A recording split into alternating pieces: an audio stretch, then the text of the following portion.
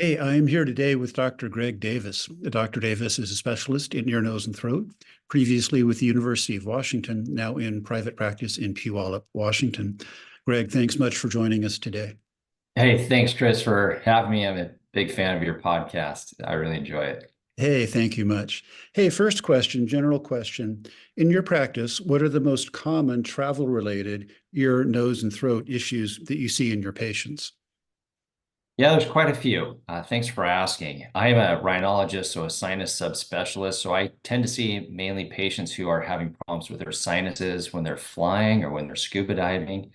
But I also get occasional patients who come in with ear problems, good old swimmer's ear, otitis externa. And those are the main things people have problems with. Bloody noses, epistaxis, that's another big one. One thing, and actually I was called mid-flight to deal with this recently. Somebody is flying, they're at 35,000 feet, minding their own business. Their nose starts bleeding on one side, goes on for more than 2 minutes. What should they do? What are general first measures? Well, if I'm on your plane, I always carry something called bleed cease. And I'm not joking. I take this when I'm in the backcountry as well. It's a little absorbable material you can just pack in the nose. It has some clotting factors in there and Mhm. it and apply some pressure.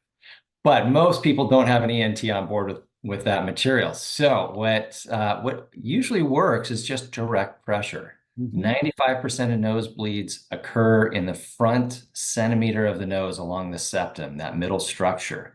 Mhm. If you pinch the soft, squishy part of the nose with some gentle pressure and hold it for 15 minutes, that's going to stop most nosebleeds.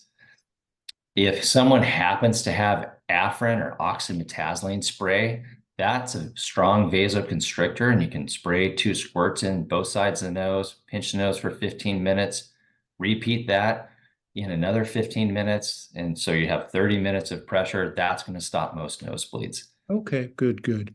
And then worst case scenario, there's always a tampon on board. And you can use that and you stuff it up the nose. It's not comfortable for the patient, but that's going to help.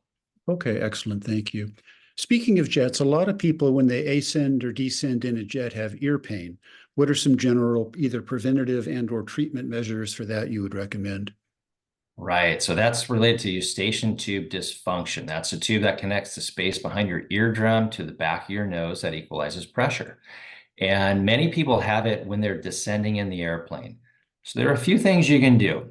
One, if it's not that bad and you know that happens to you frequently, just start chewing gum. And you want to do that before you start descending. And that will help keep the eustachians tube open. It'll pop that pressure. You can also do a Valsalva maneuver where you pinch your nose and blow gently, and that'll help Mhm. equalize the pressure. But do it frequently. Do it every 5 to 10 minutes during that descent. And that will help most folks. There are some medications that can help. For adults, pseudoephedrine has been shown it's a decongestant that's over the counter. You often have to show your identity now, your identification, but it does help decongest the nasal tissue and the eustachian tube tissue. I've brought up Afrin before, or a strong nasal decongestant spray. I will often ask my patients to use that spray the night before they fly and then the morning that they fly. So that, along with Sudafed, again, helps the majority of patients. If it's really bad and you have to travel, you can ask to see your healthcare provider. They could consider giving you a prescription for an oral steroid, such as prednisone. And then finally, for people who fly a lot, pilots, flight attendants, or just people like you who travel all over the world, and if they have ongoing eustachian tube dysfunction, there is a new, relatively new procedure. It's been out about 5 or 6 years called balloon dilation of the eustachian tube. And it's pretty easy to do. It's where someone like me, a rhinologist or an ENT, will numb up the back of the nose, often just with patients wide awake in clinic, and you slide a little balloon up the first part of the eustachian tube and inflate it for a minute and a half. And it works quite well. The Navy published a study showing it works in 90% of their pilots. So it has some good success rates. Oh, good. Good to know about that option. Speaking of which, suppose somebody at ground level before they fly, they have a routine head cold. They've got a runny nose, a sore throat, maybe a low-grade fever. Should they fly or should they cancel the trip? Well, selfishly, I would say keep your cold to yourself and stay home. I think Right, that's right. good advice. If you absolutely have to travel, eustachian tubes aside, wear a mask when you're on the plane and in the airport, please, to protect the rest of us. But really, you're putting your health at risk when you fly with a bad cold, and you can get what's called barotrauma, and that can occur with the sinuses and also the ears. And people can experience permanent hearing loss or really Mhm. severe sinus pain that can be nearly incapacitating. So you can have a really awful trip. And if this is the start of your vacation, it's a bad way to start. So my advice, give it a few days, unless it's really urgent. See your Mhm. healthcare provider and get on some medications to make that flight better. Sounds like more than one reason not to go on the flight. I think so. Good, good. And actually, speaking of jets, both places like jets, but also say high altitude destinations are reputed to have dry atmospheres. The air can be dry. A, is that true? And B, if it is there anything people can do to feel a little better? Yeah, I am a big fan of using a nasal gel spray called nasal gel. And when I go skiing in Utah, I always get a dry, crusty nose, and a lot of people do. I Mhm. know when Paul climbs his big mountain, same thing happens to him. And it's the nasal gel spray is nice. I also call it liquid snot, but the companies don't sell it as that for some reason.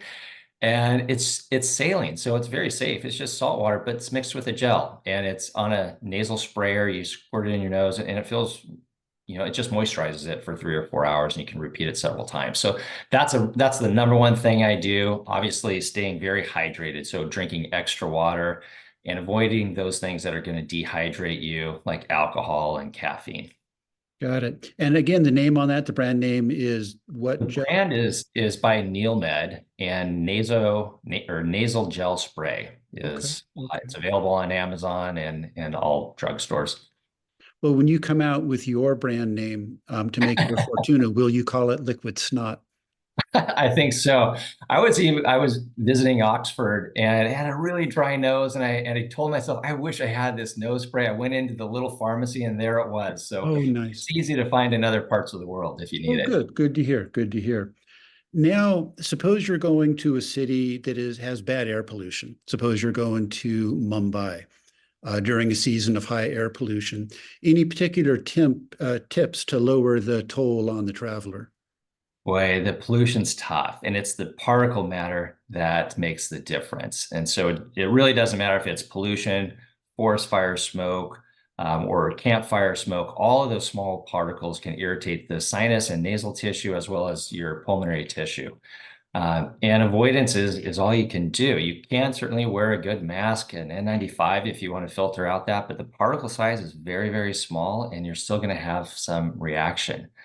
Um, there's no research behind doing sinus irrigations to help prevent small particle size irritating your sinuses, but I think it makes sense. Just like people with bad allergies, the solution of pollution is dilution. At least that's what we used to think, but I think it works in the nose.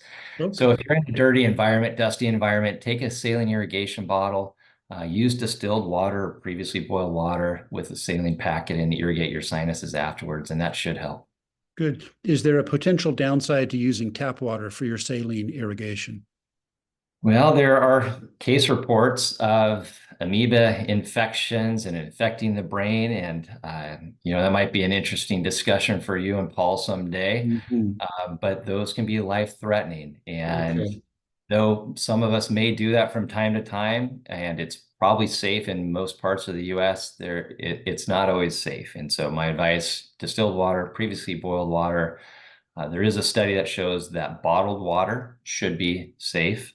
But there you go. There are some risks with that. Okay, so better distilled, boiled, in some way sterilized. Correct. Good, good. And speaking of India, there are these interesting professionals called Khan-Sof Wallas who are generally men with little wire things in their hats, and they, for just a few pennies, will clean wax out of your ears. Is it safe to hire one of these fellows to clean your ears while you're in India?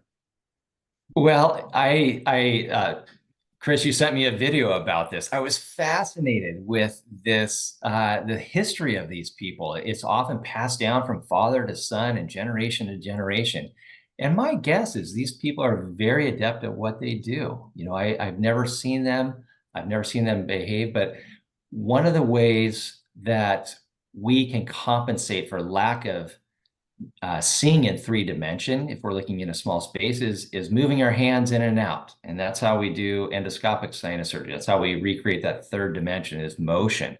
And these people probably know the motion for most ears. The Mhm. challenge is you can't see where that tip is going. And there are many cases every year of people putting Q-tips or other instruments or earwax removers through the eardrum and causing problems. You can actually cause permanent hearing loss.